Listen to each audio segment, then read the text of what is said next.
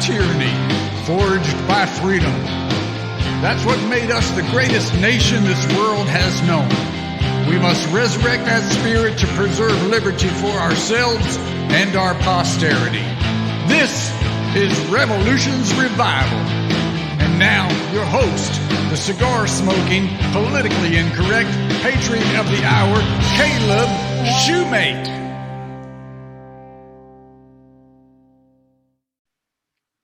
Hi guys, and welcome to another episode of Revolution's Revival. I'm your host, Caleb Shoemate, and today I have another interesting conversation for you.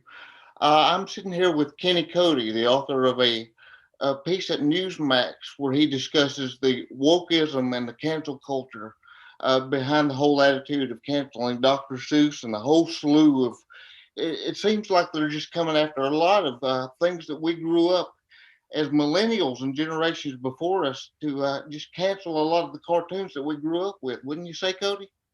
Oh yeah. I remember growing up and doing Read Across America Week, which was last week, and this is really what my piece was concentrating on, was about Read Across America Week is a program, basically a literacy program or a literacy advocacy program that when guest speakers come around and read Dr. Seuss books to children. And the day that really people started picking up on the whole cancel culture thing with Dr. Seuss, they picked up about 6 books that the Seuss organization publisher canceled about a year ago, and kind of picked up on that and criticized Dr. Seuss on his birthday, which is the entire basis of Read Across America Week. And you know, there's a lot of, I got a lot of comments that, like, you know, well, aren't you canceling the publisher for making this move and things of that sort? You know, do you believe that we should criticize a private business making a decision? And in this case, it wasn't a criticism of the business. It wasn't a criticism of the Seuss organization.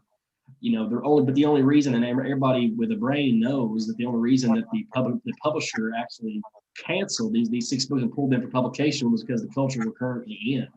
I wasn't necessarily, you know, criticizing. You know, the Dr. Seuss Foundation and the publisher can do whatever they want to. It's a free country. They can pull every single one of his books for all I care, business wise. But when it comes to the culture that the business was placed in at the time, that's where my criticisms comes from. And people don't really realize that Dr. Seuss was an anti-Nazi, anti-racist propagandist cartoonist back in the 50s, 40s.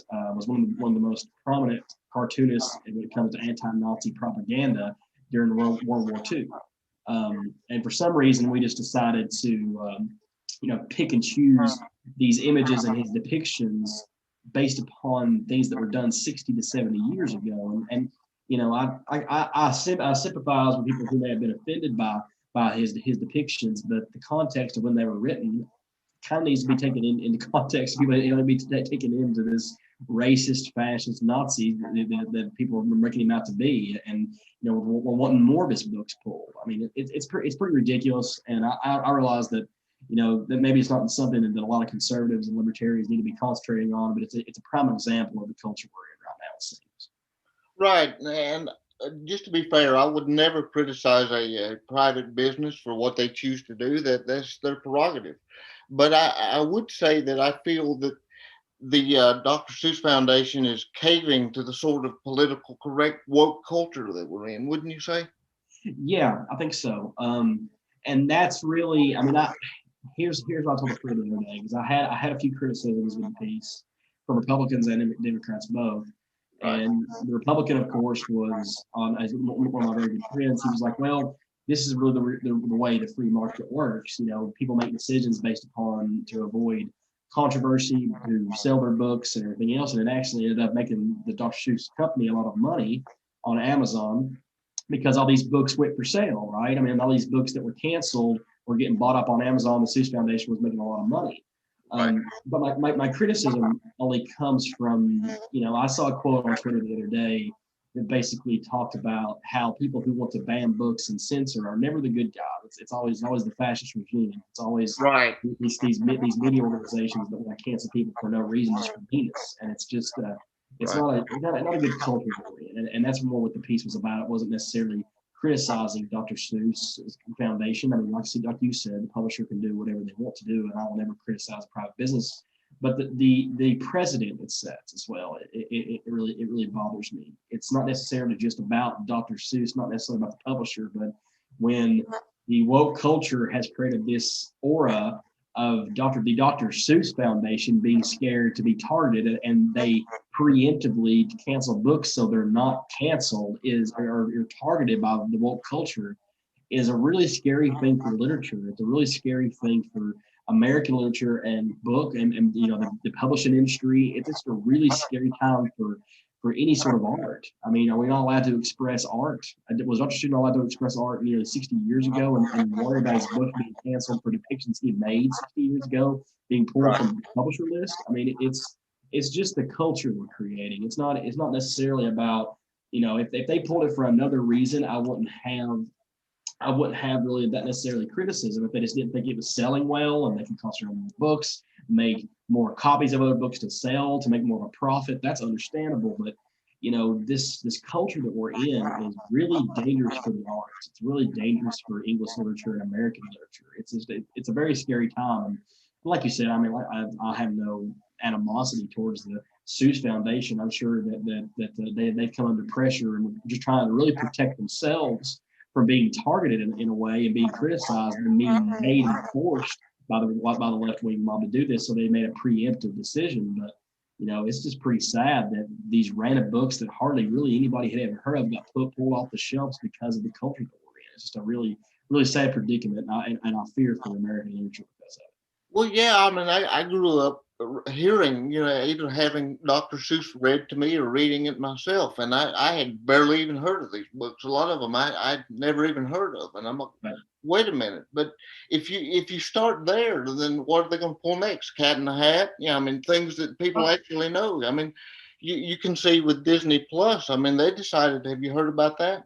Where they decided to pull Dumbo or off the kids section because of I guess the way the crows were depicted. And to be fair, I've tried to look at this from all sides. I could see where that might offend somebody, in particular with the way that the crows were depicted. But I love Dumbo. Dumbo to me is one of the best Disney movies that were made when Walt Disney was around. Right. And it's a beautiful story about an elephant who was different. And I mean, you remember watching that movie as a kid, Cody. I mean, the elephant probably had some sort of intellectual disability. He's a little bit slow. He had the big ears that they made fun of. But he ended up coming into his own, and he overcame his problems. But who loved him in that movie? It was the mouse, Timothy the mouse, of course, his mother, and then the crows, the black crows that everybody wants to take issue with. But those three characters, or in this case with the crows, the group of characters, they were the only ones that showed love to Dumbo, and they helped him overcome his fears and his insecurities. I don't see, really, when you look at everything as a whole, what the issue is with that. And I would apply the same thing with the Dr. Seuss books, wouldn't you say? Yeah, well, I fear for people like Mark Twain. I mean, the way that Mark Twain talked about the post-slavery era in Huckleberry Finn and Tom Sawyer, Right. It's a representation of the culture after post-slavery. And I worry that if we start canceling children's books and Dumbo and movies and things of that sort, that we're going to get to the heart of what American literature is. I mean, I worry about, if people are going to get offended about murder or get offended about other depictions in art. I worry about Edgar Allan Poe. I worry about Mark Twain. I worry about Roald Dahl. If we're talking about children's art, I mean, there's just a lot of different. There's a lot of different people that I worry about if we've came to the point where Dr. Seuss his books are being canceled for things the way he depicted characters 60 years ago. I mean, what happened to context? I mean, what happened to us thinking about what at the time that things were written? Now, I would understand. Refraining from, if we're talking about, there's a lot of different old Southern literature books. I'm sure since you're originally from North Carolina, there's a lot of different books that say a lot of different offensive words, and a lot of Southern books that we read as children. And I sort of more understand wanting to avoid sensitive words in that regard. If it's a novel, different types of cuss words and racial slurs, I understand maybe wanting to pull those off the shelves, especially for children of that age. But these depictions of very vague depictions of, I think it was Asians and safari men that work at the zoo and things of that sort. I mean, aren't we stretching a little bit? And I understand, like, again, going back to the point of a private business, I understand that they made the decision to pick and chose the books that they think were offensive. But if we have set this precedent where these books are getting pulled off of the shelves for the sake of woke culture and for the sake of protecting a private company because of the fear of being canceled, or however you want to put it, I worry about other some of my favorite authors ever.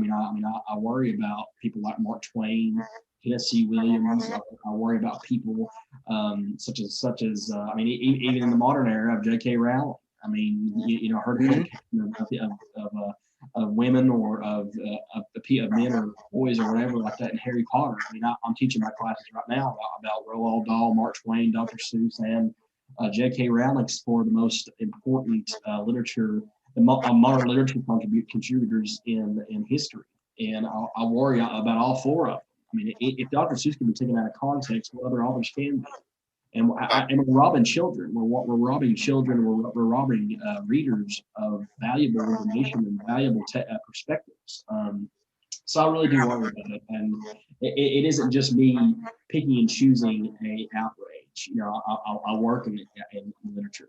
That was my concentration when I graduated with a degree from the University of Tennessee in English. My concentration was literature. I have a great value for American literature. I have a great value for British and European literature. So I don't want us to go down a path where we are targeting, somebody who is harmless and is special to American kids learning how to read and to write and to illustrate, especially as Ted Geisel was. So I really keep saying I worry, but it's just a really weird culture that we're in. I mean, it's the same people who were celebrating this cancellation, this cancellation were the same people who have not said a word about people like Andrew Cuomo or Ralph Northam. I mean, it's amazing. I mean, it's truly amazing about the hypocrisy that we're seeing from it. And that's what I worry about cancel culture more than anything. It's just a nitpicking and targeting way of going about life. And I really just, it baffles me and leaves me speechless oftentimes because they're not, even acknowledging how Andrew Cuomo has 7 sexual assault charges or accusations on him right now, but they're too busy talking about how we need to, target other people and other staples in American literature. So those hypocrisies really surprise me too. And, I hope we can eventually. I think woke culture is slowly dying. I hope so. Anyway, it's a lot better than it was 2 or 3 years ago. You see a whole lot more defenders. You see a whole lot more conservative alternates, such as the Daily Wire. Picking up Gina Hollow, I think her name, from Mandalorian for a new movie. I mean, you see a lot of alternates and opportunities for people who are conservative. If they get somehow canceled for comments or however they do by the woke culture, you're now seeing a lot more alternates and opportunities for those sorts of actors and perpetrators of art. So I hope we're starting to get away from it, but you never know. I mean, if they can target Ted Giles, they can target pretty much anybody. Right. Well, and I sit and I think about the things that you were talking about with context, and I was glad that you mentioned in your piece that Dr. Seuss did do a lot of anti-Nazi and anti-Japanese imperialism cartoons before he became the Dr. Seuss we know and love. Right. And to be fair, I looked at those cartoons and I didn't see anything anti-Japanese people, that is. You have to look at the context. I mean, he portrayed Nazis in exaggerated ways with bigger or smaller noses, and it wasn't anything racist as far as I don't think he was specifically targeting Japanese people. He was targeting the imperialism and the empire, the attitude that the empire had. And when you look at what the Japanese imperial empire did during World War II, it was evil. It wasn't a slant towards Japanese people. It was a slant towards the empire, if you'll pardon the pun. God, I know there's probably somebody that's going to hear this years from now and say slant. Oh God, he's making reference to the eyes. But it was a stab at imperialism, And I mean, when you study what the Japanese wanted to do, as far as they had their own version of the Aryan race, the same as Hitler did, and that's something I didn't know until a couple of years ago. So I don't think that it was a stab at Japanese people as a whole. It was their government. It was their government. Right, their government. And I mean, you can take and you have to look at cultural context. Cultural context is everything. Now, if you want to look at something racist, look at what our own government did in response. I mean, imprisoning Japanese Americans just because they're Japanese. Now, I would say that's pretty racist, wouldn't you? Well, I mean, it's always ironic that the shining idol for progressivism is FDR, but yes, Oh yeah, but yet he is the perpetrator of arguably one of the most, besides the interim removal act, one of the most racist policies in American history. So it's always been really interesting. I mean, it's just the hypocrisy thing that I was talking about with Cuomo and Northam. It's just a pick and choose target, and that's more of what is concerning and should be concerning to conservatives or even people who lean left but want to have free speech. You know, it's very concerning that the culture has been allowed to pick and choose who to ruin. You know, you don't see cancelizations of people like Jimmy Kimmel for doing blackface or Justin Trudeau. You know, but you see, you know, Kelsey Grammer or even Matthew McConaughey, who has made very vague conservative comments in the past, and you know, even on Jordan Peterson's show was called racist. Mumford and Sons, the music group, just fired their guitarist for saying that he appreciated Andy Ngo's book about Antifa. I mean, we're seeing even personal decisions and personal you know, sort of perspectives coming and criticizing people just because I don't know if they just fear being shut from their friends or they just fear losing money. But it's just so ironic to me in so many ways. I mean, like the Andy Ngo situation with the Mumford and Sons guitarist is asinine. I mean, he didn't even say that he agreed with the book. And people don't know what I'm talking about. I mean, as I just said, Mumford and Sons basically fired their guitarist because of a book that he liked by Andy Ngo, who most will know that was a journalist who was assaulted during the Antifa riots back in the riots of 2019 and 2020. Right. And he wrote a book about his experience, and the Mumford and Sons, I think, guitarist put on Instagram or something of that sort about how much he enjoyed the book. And what is enjoying at that point? Like, is he saying he believes everything from Andy Ngo? Is he saying that he, you know, believes that Antifa is evil? And no, all he said was he enjoyed putting his eyes and reading words on a page, and he got fired from his job that he made millions of dollars doing. That I think that's just an insane proclamation, and I don't feel sorry for a millionaire who hangs around with these kind of people and puts his career on the line. You know, he knew probably their political leanings, probably knew that he would be canceled for it or however fired for it, and made that decision anyway. So he probably needs to watch who he joins a band with. But I think it's insane. I think stuff like that is just, it's insane. And like I said, Mumford and Sons is free to do whatever they want to do. They are a band. They form the group themselves. They have their own record label. However, but that doesn't really. It's just about the culture and just the mindset these people are in. I think it's insane. I think it's insane. And there are people who deserve criticism, right? Like Myers Leonard. I don't know if you've seen this thing with the NBA player Myers Leonard. He made a Jewish racial slur on a Twitch stream. I mean, called somebody an anti-Jewish slur. Right. Stuff like that probably deserves proper criticism. I mean, if you call somebody, you know, or insensitive to people like that, then I completely understand. Right. He needs re-education. He needs to go to Auschwitz. He needs to go to the Holocaust Museum in D.C. I mean, he needs experiences like that. But saying you like Jordan Peterson or saying that you like Andy Ngo or to that effect, like Ben Shapiro or Donald Trump or any of these people, or Colby Covington who fights in the MMA. I mean, to say that you appreciate someone's art, appreciate what they do, or agree with something they said, and all of a sudden you lose your job. It's insanity. It really is insanity. I mean, most artists that I enjoy, in art itself, and music, and writing, and authors, or anything else like that, I know what their leanings probably are. Okay, right. Two of my favorite artists. Right. I mean, two of my favorite artists in the world, music-wise, are Sterling Simpson and Tyler Childers. Right. Yeah. And I know their thoughts about probably me, the political ideology, or however. They're both probably left leaning. I mean, I've seen a lot of their statements before. Right. I think Sterling Simpson called Trump a fascist at some point. That's But ironic to me that Tyler Childers would be left, though, being in country music. But I think country music has taken a big left turn. oh, But that's, absolutely. And Childers, I don't necessarily know if Childers is a huge leftist as much as he might be like a Union Democrat, but I right. still probably wouldn't agree with a lot of things that he has to say about politics. Oh, I'm sure. But that doesn't. He is still my favorite artist. I mean, the last big event that I went to before COVID hit last year, I went to go see him at Sterling concert in Knoxville. I mean, I adore those two. Those two. I don't care what their political leanings are. It doesn't mean I'm going to try to cancel them because they're pro-union or pro-abortion or however. I'm still going to listen to their music. Right. And I don't understand not having that mindset.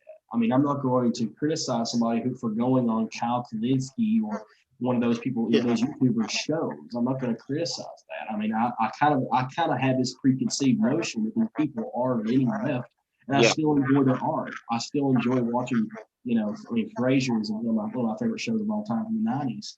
And besides Kelsey Grammer, I'm sure that entire cast is left leaning. But I really don't care. I'm not going to research and find out the things and sit there and steam in my couch and get mad.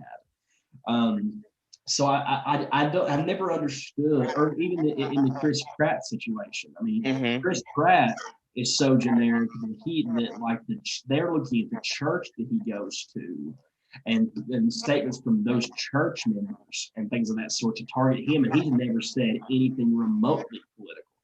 Gordon Hayward of the Boston Celtics, for the people he follows on Twitter, has been criticized because he follows like Ben Shapiro and a couple others, and people think that he is a right winger and has never said anything remotely political. So what are we going to draw the line? I mean, what does somebody have? I mean, somebody can follow somebody on Twitter and get criticized and called racist for following somebody. I mean, I follow. I think I follow NBC News, but does that mean I ever watch it? I mean, I just kind of watch it for breaking news updates. Does that mean no, of course it doesn't. Well, you and I both being in media, we can speak to this. I follow all kinds of people I disagree with, not because I agree with what they say, but because they're important figures in either politics or culture or media, regardless of whether I agree with them and regardless of whether I like them. They're just important. So there's a reason that I have to keep up with them. So I have to follow people like Bernie Sanders and Hillary Clinton. And Donald Trump before he was taken off Twitter, but I follow people all across the political spectrum. And just because I disagree with you politically doesn't mean that I hate you as a person. There's no. I can honestly say, Cody, and I'm sure you can, that there's not a single person in this world, even though I may hate somebody's idea, that I hate them. I have never allowed my heart to grow so cold and calloused as to hate a person for believing in an idea, even if I believe it's fundamentally wrong. Sure. Wouldn't you say? I mean, I can believe that ideology is evil. I can believe that a mindset is evil. Right. But I'm sure your political leanings as well as your moral leanings, and I think probably ours allow on that by being sort of right-leaning libertarian Christians. Right. I've always been taught never to hate, and I sometimes I get out. I mean, I fall victim always to calling something dumb or calling something stupid, but I always try to avoid that as much as my Twitter feed may not tell that story. Right. But yeah, I have plenty of people. I mean, one of my best friends in the world is a lobbyist in D.C. for one of the most left-leaning firms. I mean, that I'm friends with for being on the debate team with her at college. I mean, it's one of my in the world. I talk to her about almost at least once a week. But I don't hate her in any way for doing the way that she does. And I think she feels the same way about me. It's almost beneficial. And probably, especially during college, I think it's a little bit different now because I work in conservative media and I'm very involved in Tennessee politics and I am back now living in a more conservative area. Right. But, when I was in college, all of my friends were on debate or in SGA or in a lot of these other organizations. And if anybody knows anything about debate, it's not really full of a lot of, or debate organizations are not full of a lot of Republicans. So I had a lot more left-leaning and far left-leaning friends in college than I had Republicans in large by a lot, probably almost 3-1. I mean, I had a lot more left, and still do. I still keep up with a lot of people from college. Right. So I think it's always so ironic that we just see this hate you see this hate from the left. And I don't see it as much on the right. I mean, people will call me a hypocrite and everything else for that, but I just don't see it. I mean, we're not the ones that are protesting college campus speakers. We're the one to cancel books or anything else like that. Like, I can go out and call Andrew Cuomo books stupid. Like, that's pretty stupid. Somebody wrote Andrew Cuomo's COVID response, but when he's ended up killing a lot of people through his policies. But I'm just not going to sit here and say that I believe his book should be taken off the shelves or that it should be banned or censored or anything else like that, no matter how much I detest how he's handled the COVID situation. It's a dangerous barrier right now. It's a line that we are stepping on, and I think that we are on the barrier of people getting really sick of knowing the people that they enjoy watching through entertainment or art.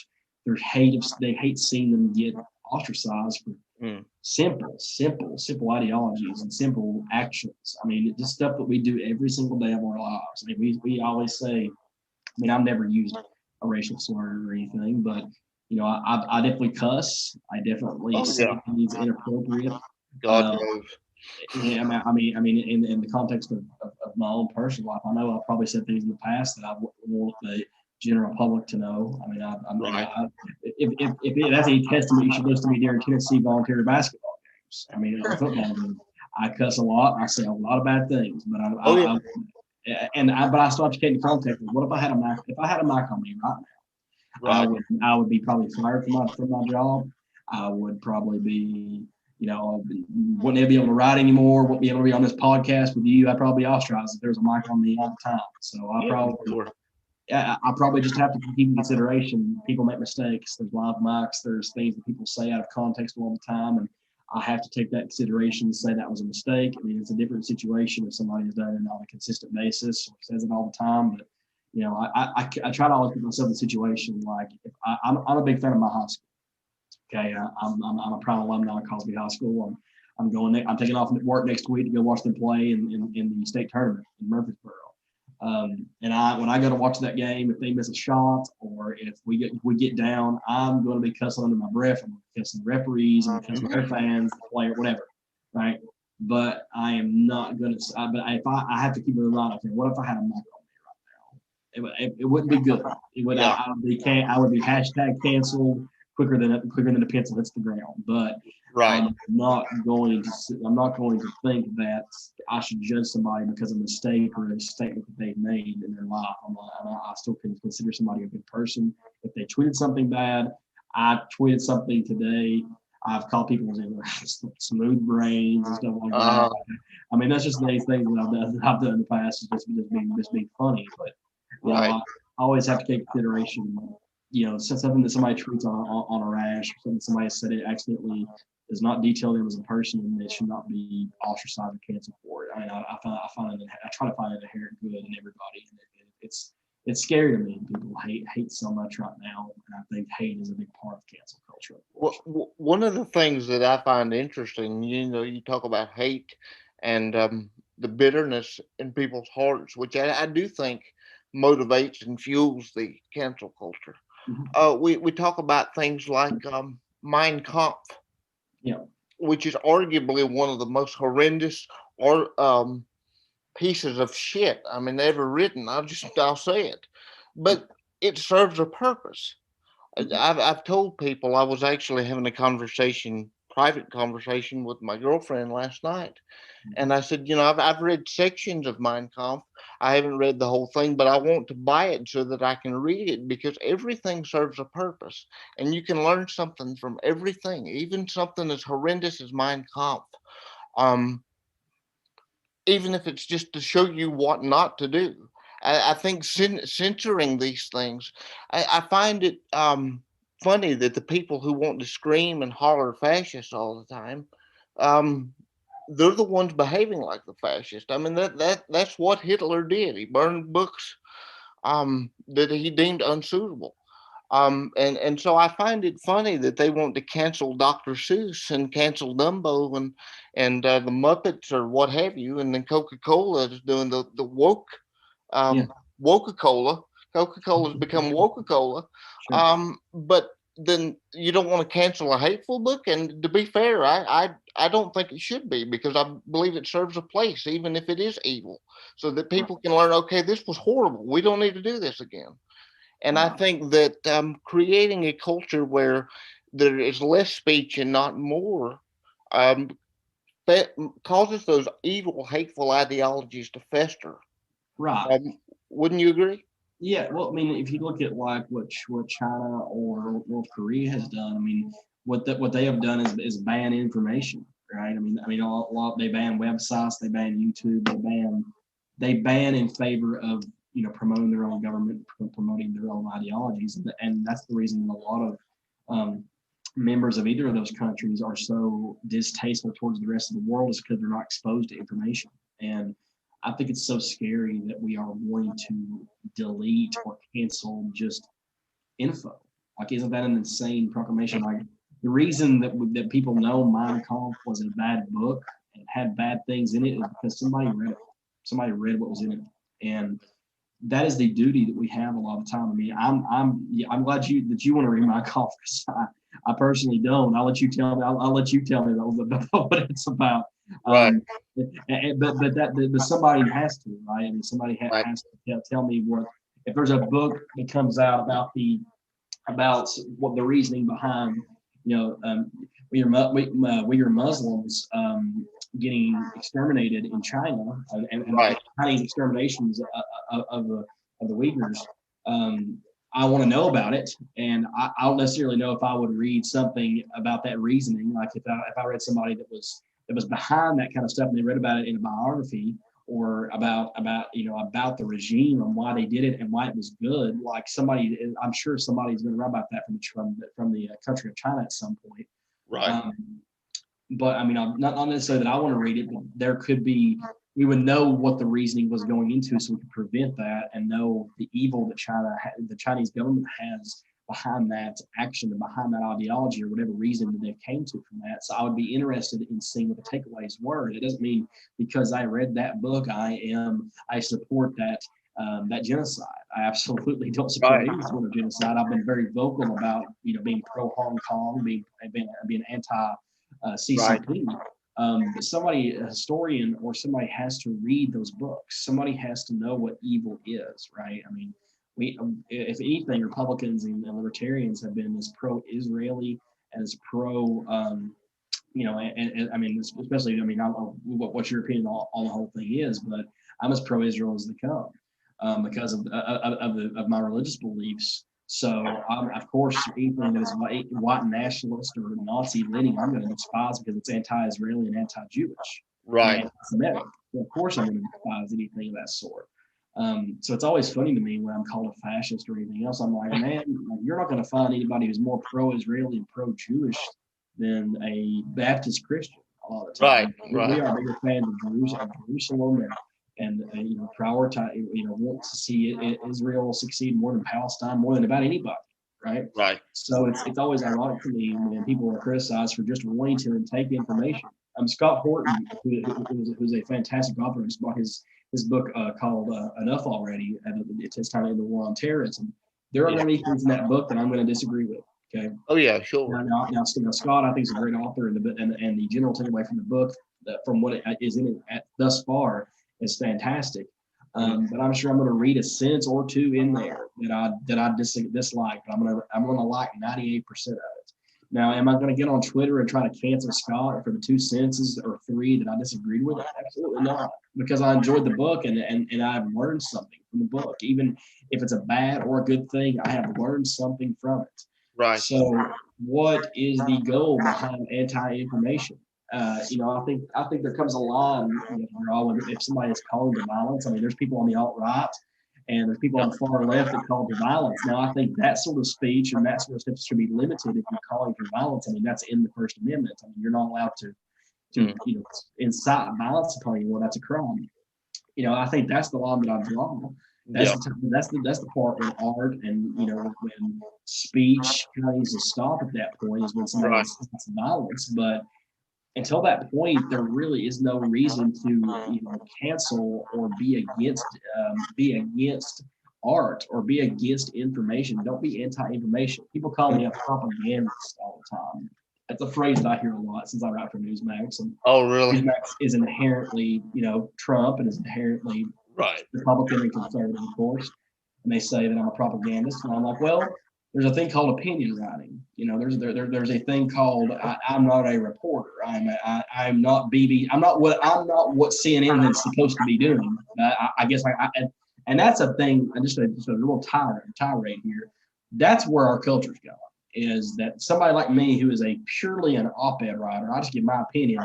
I'm masqueraded as a reporter because that's where the current media is. The current media is a bunch of opinionated reporters trying to change actual information that needs to get out to the watchers of their television program. But because the media has shifted so far from being a information distributor to being an opinion distributor, that's where media has went wrong. Is the worth point where me, somebody who writes for Newsmax, the Libertarian Republic, Town Hall, and Daily Wire before, I am getting mistaken as a reporter. And I am in no way, I'm a teacher, man. Like, I'm in no way a reporter and never will be. I don't want to be a journalist in that regard. I'm a freelance opinion writer. That's how I describe myself. I am a commentator. You can take my opinions and you know where they're coming from. You know that I'll lean right and lean libertarian. You know that about me. Everybody and any reader should know that about me. Go check my Twitter feed. You will find out very quickly. But I'm never going to try to write a piece where I am deliberately trying to dispel information that is inherently going to mislead somebody. Now, I am an insider for Newsmax. And what an insider is somebody who writes opinion articles. Okay, that is not a reporter. That's not me going as an anchor on a television network and reporting what happened in California, but it's really happened in Arizona. That's not what that's not my goal. My goal is to let people know my opinion. It's like being an opinion writer is like being a novel writer or being a commentator. It's not me saying, this is the way that it is. Okay. I'm saying that this is what's happening, what I think on the situation from my perspective. And that's where our media and our culture is just getting confused. Is anybody who gives their opinion is trying to lie to people. That's not true. I'm not trying to lie to anybody. I'm just letting people know my opinion. Anybody who leads right is evil. I teach kids for a living. I don't believe I'm that evil. Never committed a crime. Not racist, not fascist, or anything. I promise. It's not a secret plot to brainwash kids, or have I exposed you? It would be pretty easy for me to if I wanted to be evil, it'd be pretty easy. But trust me, I'm not in any way, shape, or form. So yeah, I think it's the culture. It's the culture of anti-information. It's the culture of anti-opinion. One of my favorite people in the world to listen to, and I don't think I agree, besides his opinion on woke culture and the modern aura of progressivism, I don't think I disagree probably with anybody that I follow on Twitter more than Sam Harris. Harris is absolutely one of my favorite intellectuals in the world because of how intelligent that he is, that I can see where he is coming from on a lot of issues. I mean, there's going to be religious takes that he has that I think are abhorrent. But his takes on just modern day culture and the changing ways of how societal norms are just progressing and how they've changed so much in 10 years. His mindset on the human brain. I mean, and with Jordan Peterson as well. I mean, there's just so many intellectuals that I love to listen to that I absolutely don't agree with. Probably even I wouldn't say that I agree with maybe 40% or 35% of what Sam Harris dispels. I follow him on Twitter, listen to interviews, and we've talked with Shapiro and others in the past. And I've listened to his own podcast. I think he is such an interesting listen, even if I don't agree with almost anything he has to say. I think he is so interesting and so intellectual that I'm almost obligated to see what he thinks on the situation, because it's also going to be the opposite of what I think. His takeaway on how on the COVID relief bill, or his takeaway on culture in the United States. It's probably going to be the ulterior opposite to what mine is. However, I'm going to turn his podcast on and listen because I can hear an intellectual disagreement, a layered out list of things that he thinks is going right and wrong. That is probably literally flipped in a different way than me.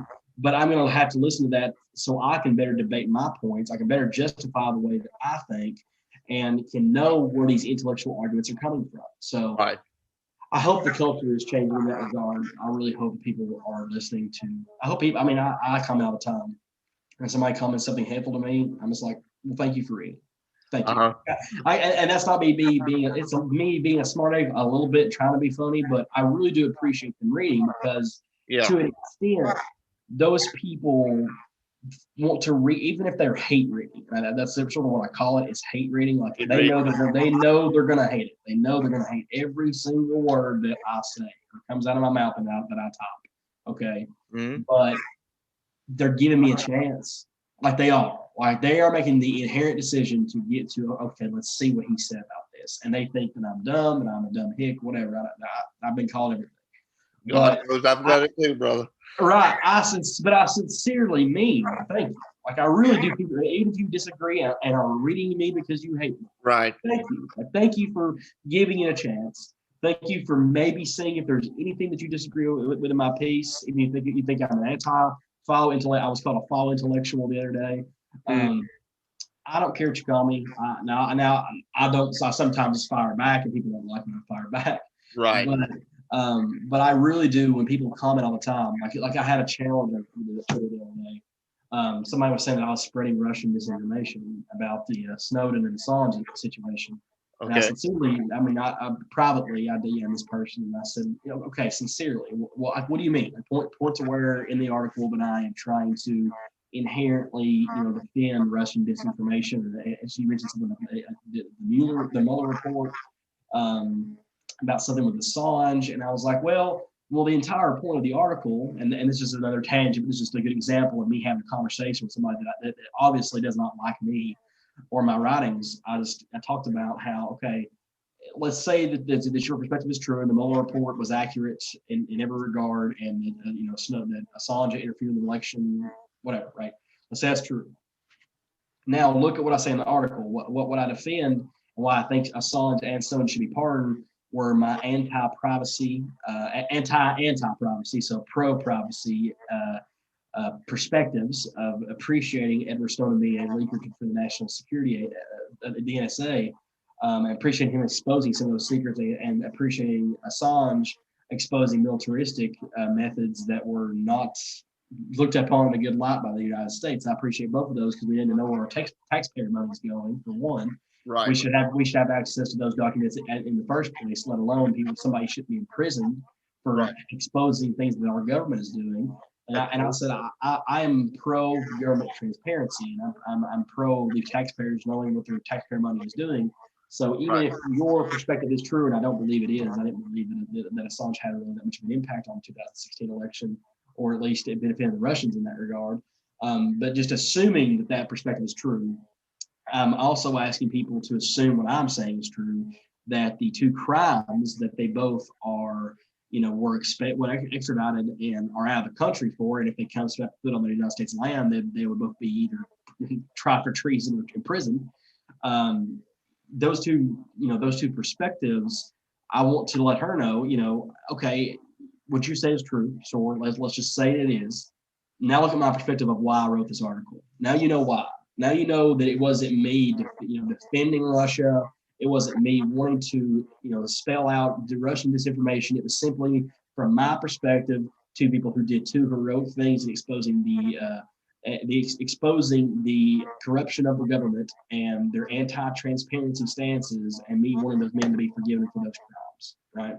So, really, at that point, we've had a conversation.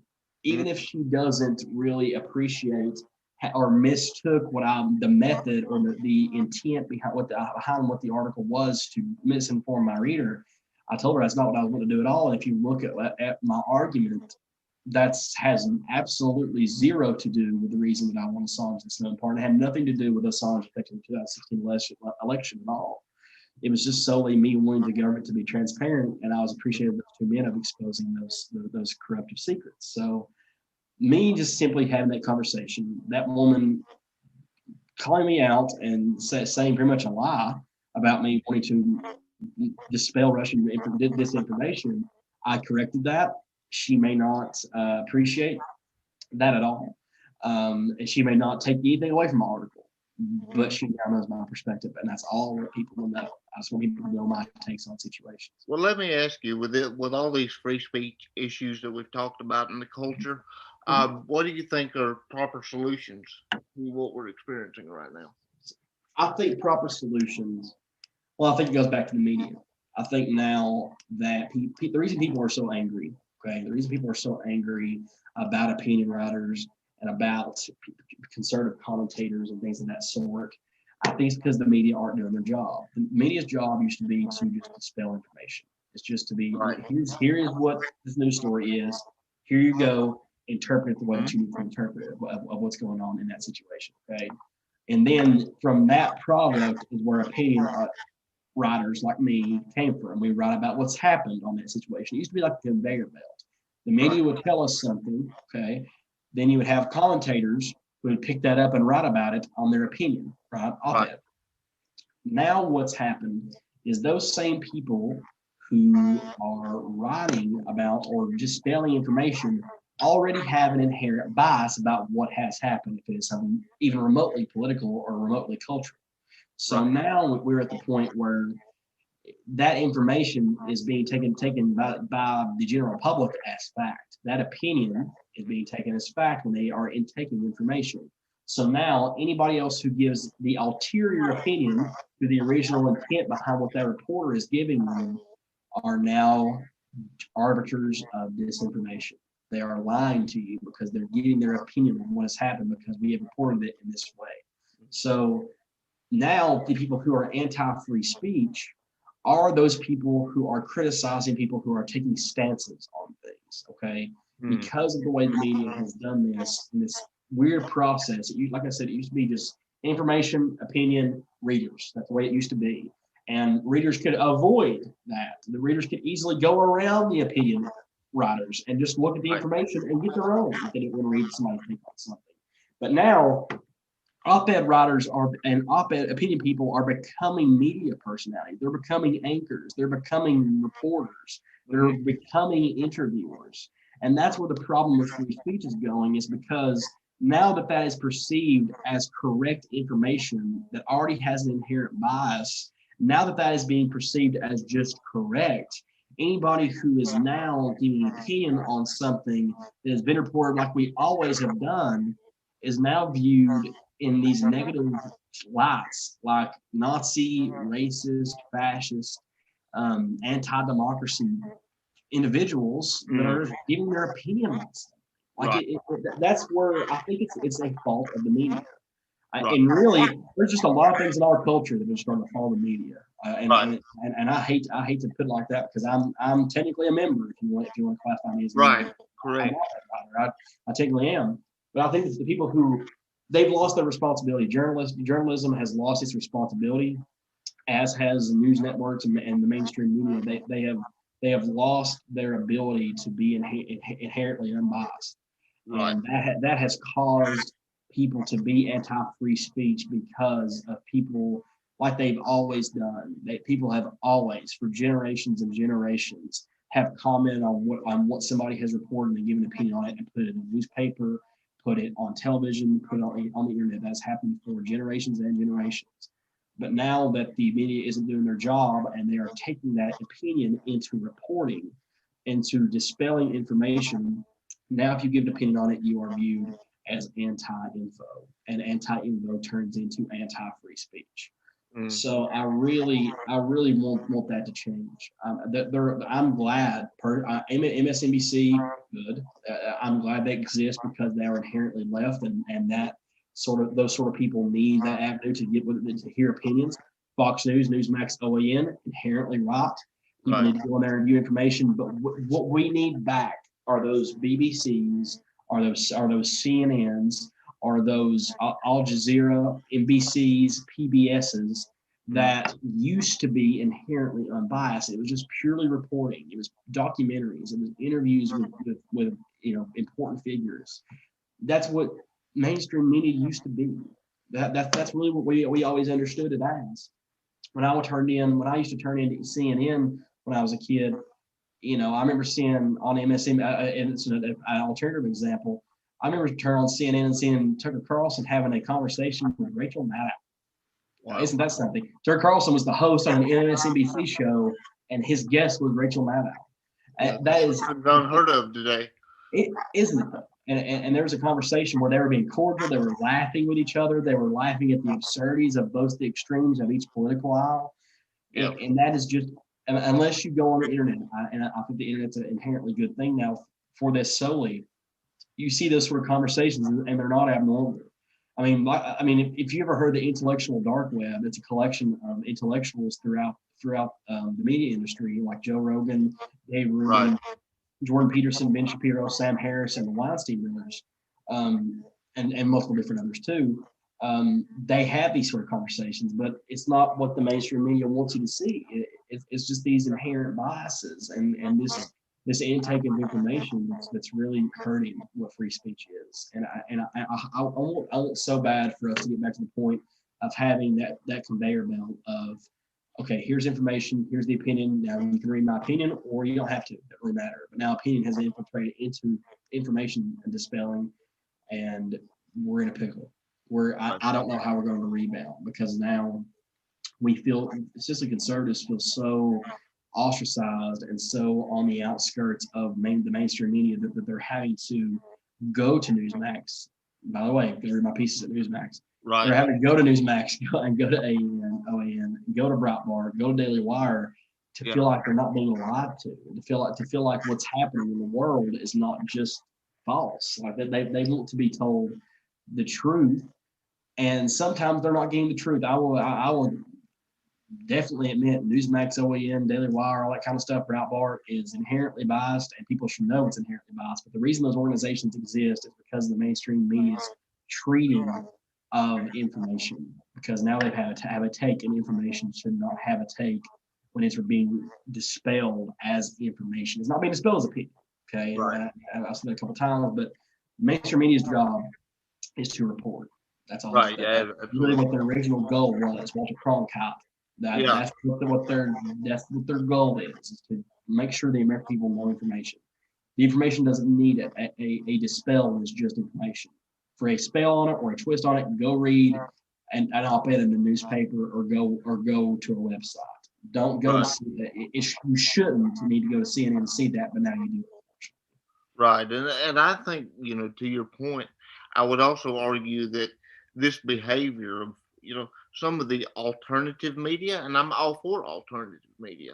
Hell, this is alternative media. My goal is to decentralize the stranglehold that mainstream media has on things, and I want to be upfront and honest about my biases. But when it comes to reporting, I want to be as honest as possible. I've done that with my writing. Even before I started this podcast, and when I did news, you can tell when you're reading a news piece from me, because it's almost robotic. It's just, here's what happened, here's why, and here's why it's important. Right. But you didn't get any of my spin with the op-eds, as with what you write. My op-eds were intentional, just the same as the language that I use here on this podcast. I try to be intentional with my language. Right. When I'm voicing an opinion that I have, to make sure that people know this is an opinion. Exactly. But I would say that with some of this alternative stuff, I would even argue that it pushes some of these brands that masquerade as alternatives. It pushes the average American more, both left and right, towards radical, crazy conspiracy theories. Wouldn't you say? I mean, I've noticed that myself. Well, I mean, I think, it's to an extent I agree, and to an extent but I still understand it. Yeah. I think that again, it's a product of the failure of mainstream media. The Right. reason they exist is because people, if they're going to hear opinions anyway, right? Like if they want to hear opinions, let's just hear the full-fledged thing. Let's just know people are being inherently biased. That's what Newsmax, Fox, OAN, and now MSNBC and CNN are doing. Like they know that they're viewed this way, then let's just go all out with it, right? Right. I mean, nobody has even tried that circumstance of turning of a station that just has reporting and that's it. I think they make a whole lot of money. I really do. But yeah, I think you're right. I think that the alternative media sometimes does feed into very fringe ideas and fringe conspiracies and stuff like that. But again, I don't necessarily blame those organizations for being that arbiter of that because they are products of the failure of mainstream media. So to an extent, yeah, I think that's true. I mean, there's a reason that Alex Jones and the Palmer Report get viewers, right? I mean, they're the extremities of conspiracies on both the right and the left. Correct. But I understand why they've gotten there because of the failures of what people are supposed to be doing their jobs, right? Of mainstream media reporters and newspaper and journalists and things of that sort. But I mean, even in my own state, I see reporters all the time that just inherently attack Republicans, and there's FBI investigations going on for members of both of our parties right now, but guess who's getting covered the most? Republicans. I mean, it's just fact, and I hate that to an extent. I hate it, but I do write for Newsmax. I think there is a good avenue and a good option for me to voice my opinions there because they are absolutely great about letting me voice opinions, and I think that's so ironic because of somebody like me who's just 25 years old being able to write and be given that big platform. And I just wonder how many sites there are on the left of letting somebody like that has my same mindset on the left leaning to do something like that. Right. So yeah, to an extent, I agree that it does allow that avenue, but sometimes at this point it may be needed because of the failure that the mainstream media has been through. Well, tell me as we wrap this up, what do you think the ultimate takeaway from Dr. Seuss should be, and why do you think he's so valuable to American culture even today? Well, for one, Dr. Seuss is one of my heroes just for his contributions to American literature. I mean, the man was so brilliant that he wrote. I don't know if people know this or not. When he wrote Green Eggs and Ham, he did that off a dare. That he only needed to use 50 words, and Wow, I didn't even know that. I mean, he was that brilliant of an author, and a mind like that has contributed so much to how children read now. I mean, the reason, to me, I think the reason for a lot of kids being interested in reading, and certainly in my own regard, was because that I had Dr. Seuss books at home, and I had them when I went to school. He inspired so many kids to enjoy learning and enjoy reading, enjoying picking up a book because they're going to have fun, even looking at the illustrations, looking at the different words he would use that would be outrageous. He made reading fun. And when I saw the demonization, being celebrated in left media and being celebrated by avoided even being talked about during Reader Across America Week by the Biden administration, it just makes me sick to my stomach.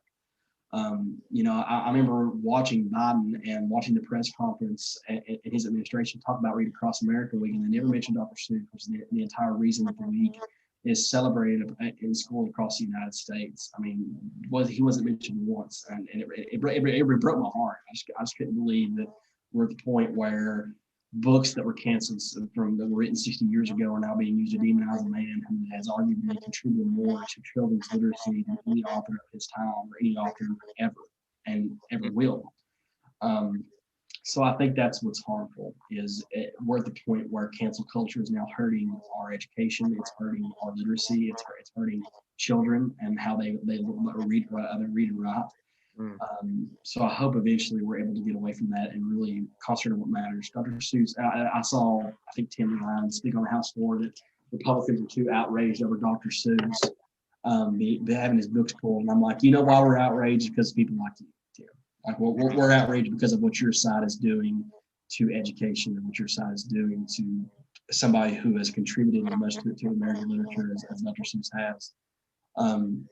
So I think just the target of American hero, like Dr. Seuss, like Ted Gosling is just it's a travesty. And I really hope that we start concentrating on things that matter and maybe targeting people that actually deserve it instead of attacking American culture. And that's exactly what attacking Dr. Seuss was doing. Right, and I would definitely agree that Dr. Seuss has contributed a lot to American culture. A lot more than Tim Ryan. I'm sure more than any government official, if we want to go that far. Exactly. But I want to thank you, Kenny, for being on the program. And this has been another episode of Revolutions Revival. And I will drop a link to Kenny's article in the show notes so that you guys can read it if you'd like to. Be sure to check out more of Kenny's writing at NewsMax. And before we go, Kenny, if anybody wants to get in touch with you or read more of your stuff, where can they reach you? I would say my best contact in that regard would probably just be my Twitter account at KD Cody TN. TN stands for Tennessee. That's probably the best avenue. I link basically all my articles on there, and I usually have a pinned tweet at the top that just links my most recent. And I also have a link in my Twitter profile of my NewsMax profile where you can go back and look at all my articles. And you can just tap me in on any of the organizations I write for or websites that I write for. I write for NewsMax, Town Hall. I had one piece published by Daily Wire, and then all my stuff at the Libertarian Republic. Just type my name in with any of those websites, and you'll be able to find a whole lot on me. All righty. Well, thank you, Kenny, for being on the program, and it's been a joy having you, my friend. Well, I appreciate it, Cal. I wish y'all the best luck in the future, buddy, and I hope this podcast blows up. I appreciate it. Let's see.